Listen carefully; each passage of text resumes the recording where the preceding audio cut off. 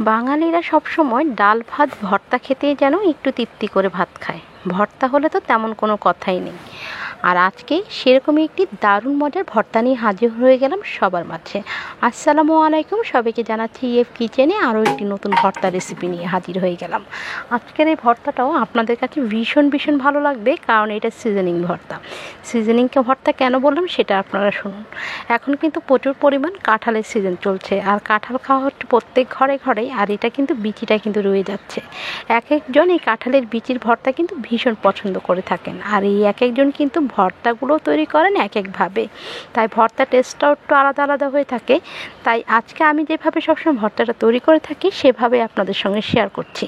আর এই ভর্তাটা খেতে কিন্তু দারুণ মজা লাগে, তাই মিস না করে সম্পূর্ণ ভিডিওটা দেখতে পারেন। তবে কিন্তু পাটায় বেটে না, খুব সহজেই কিন্তু আপনার এই ভর্তাটা যে কোনো সময় তৈরি করে নিতে পারেন। চাইলে আমার ব্যাচেলার যে ভাইয়েরা আছেন তারাও তৈরি করতে পারেন। তাহলে চলুন কথা না পারি ভর্তাটা তৈরি করতে চলে যাই। এখানে আমি কিছু কাঁঠালের বিচি ছিলে নিয়েছি, আর ধুয়ে পরিষ্কার করে তারপর কিন্তু আমি একটু পানি দিয়ে আর লবণ দিয়ে এটাকে সিদ্ধ বসিয়ে দিয়েছি। আপনার চাইলে খোসার যে উপরের লাল অংশটা এটা ফেলে দিতে পারেন পরিষ্কার করে, আমি ফেলে দিইনি। আর অলরেডি দেখুন আমার কাঁঠালের বিচিগুলো কিন্তু সেদ্ধ হয়ে গেছে। আর সেদ্ধ হয়ে যাওয়ার পর এটা নামিয়ে রেখে চলে আসলাম এটার যে ভর্তা তৈরি করতে যেসব জিনিসগুলো লাগবে তা একটু আমাকে ভেজে নিতে হবে। সেটা হলো, প্রথমে আমি শুকনো মরিচগুলোকে ভেজে নিচ্ছি। আমি আমার ঝাল অনুযায়ী শুকনো মরিচগুলো ভেজে নিচ্ছি। আপনারা যতটুকু ঝাল খেতে চান সেই অনুযায়ী কিন্তু শুকনো মরিচটা ভেজে নেবেন। আর এই শুকনো মরিচ না হলে কিন্তু ভর্তা কখনোই ভালো লাগে না, তাই চেষ্টা করতে হবে শুকনো মরিচ দেওয়ার জন্য। তবে একান্ত যদি হাতের কাছে না থাকে সেক্ষেত্রে কিন্তু কাঁচা মরিচ দিয়ে এই ভর্তাটা তৈরি করতে পারবেন। মরিচগুলো ভাজা হয়ে যাওয়ার পর তুলে নিলাম, আর এই তেলের মধ্যেই দিয়ে দিয়েছি আমি এখানে প্রায় 10-12 টুকরো শুটকি।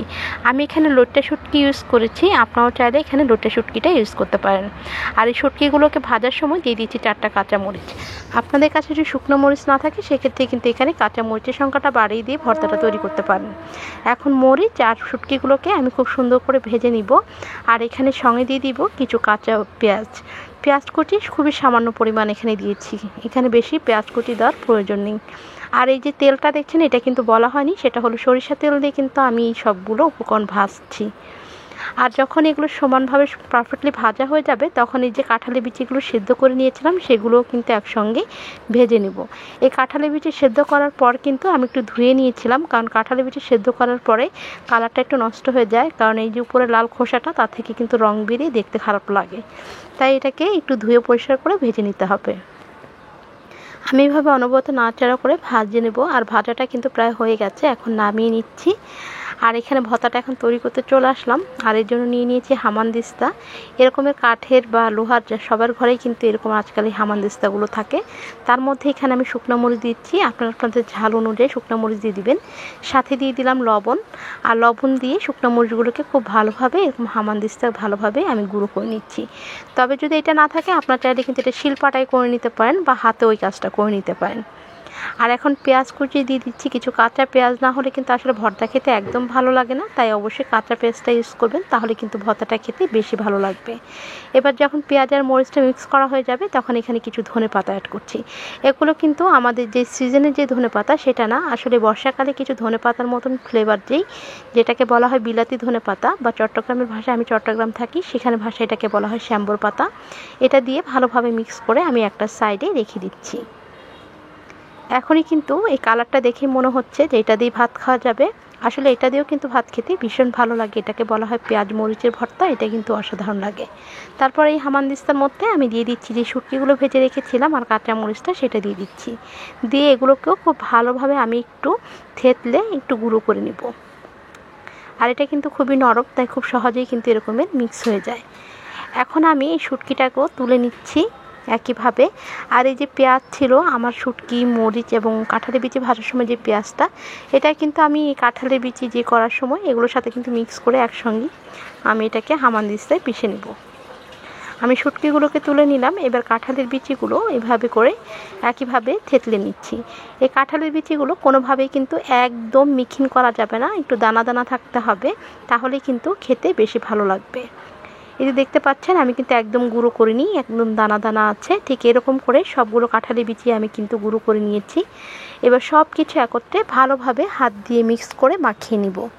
এই ক্ষেত্রে যদি আপনাদের মনে হয় আপনাদের ভর্তার মধ্যে লবণ কম হবে তাহলে কিন্তু আপনারা লবণটা অ্যাড করে দিতে পারেন। আমি একটু লবণ অ্যাড করে দিলাম, আর দিয়ে এবার সব কিছু একত্রে ভালোভাবে মিক্স করে নিচ্ছে হাত দিয়ে। আর ভর্তার সব থেকে মেন যেটা হলো সরিষার তেল অবশ্যই লাগবে, আর তাই এখানে দিয়ে দিচ্ছি আমি 1 টেবিল চামচের মতো সরিষার তেল। আর এই তেলটা দেওয়াতে ভর্তার টেস্টটা কিন্তু খুব ভালো আসে। এবার সব কিছু একত্রে খুব ভালোভাবে মিক্স করে নিচ্ছি, আর এইভাবে কিন্তু তৈরি হয়ে গেল আমার দারুণ মজার কাঁঠালের বিচির ভর্তা। এখন আমি পরিবেশন করে ফিরে আসছি আপনাদের মাঝে। হয়ে গেল আমার দারুণ মজার কাঁঠালের বিচির ভর্তা। এই ভর্তাটা দেখতেও কিন্তু দারুণ লোভনীয়, খেতেও কিন্তু অসাধারণ। আপনারা হয়তো অনেকে অনেকভাবে কাঁঠালের বিচির ভর্তা খেয়ে দেখেছেন, কিন্তু এরকম লইট্টা শুটকি দিয়ে যদি কেউ কাঁঠালের বিচির ভর্তা এখনও পর্যন্ত খেয়ে না থাকেন, তাহলে অবশ্যই বাসায় ট্রাই করবেন। এই ভর্তাটা কিন্তু দারুণ লাগে খেতে। গরম গরম ভাতে যখন তৈরি করেছিলাম, এই ভর্তাটার সঙ্গে কিন্তু আমি আর কোনো তরকারি পাতে তুলিনি। সম্পূর্ণ খাবারটা আজকে এই ভর্তা দিয়ে খেয়ে শেষ করেছি, কারণ আমার কাছে এতটাই ভালো লেগেছে। শুধু আমার কাছে না, আমার ফ্যামিলির সবাই কিন্তু এই ভর্তাটা খেতে ভীষণ ভালোবেসেছে। যাই হোক, রেসিপিটা কেমন লাগলো অবশ্যই জানাতে ভুলবেন না, আর নতুন হয়ে থাকলে চ্যানেলটা সাবস্ক্রাইব করতে একদম ভুলবেন না। আজকের মতো এই পর্যন্তই। ইএফ কিচেন আরও নতুন নতুন রেসিপি নিয়ে আপনাদের সামনে আবারও হাজির হবে। আজকের মতো সবাই ভালো থাকবেন, সুস্থ থাকবেন, আর আমাদের জন্য দোয়া করবেন। আল্লাহ হাফিজ, আসসালামু আলাইকুম।